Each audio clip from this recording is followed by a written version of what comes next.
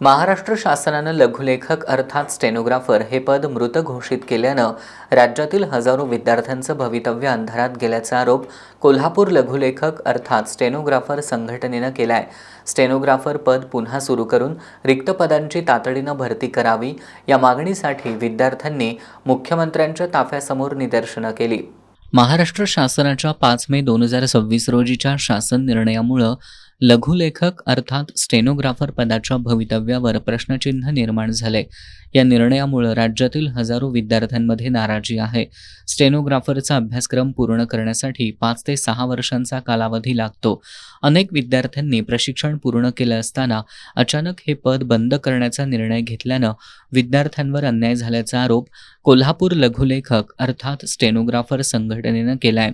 मंत्रालय, महसूल, one, GST, गृह, जलसंपदा आणि कृषी विभागासह विविध शासकीय विभागांमध्ये सुमारे 2500 स्टेनोग्राफर पदं रिक्त असल्याचा दावा संघटनेनं केला।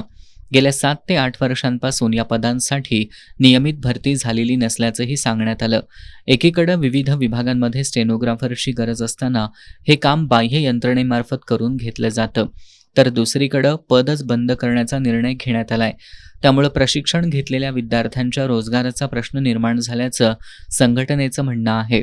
स्टेनोग्राफर पदाचं विशेष कौशल्य लक्षात घेता हे पद पुन्हा सुरू करावं आणि विविध विभागातील रिक्त पदांची 100% भरती तातडीनं राबवावी अशी मागणी विद्यार्थ्यांनी केली आहे। या मागणीसाठी विद्यार्थ्यांनी देवल क्लब समोरील चौकात मुख्यमंत्र्यांच्या ताफ्यासमोर निदर्शनं केली।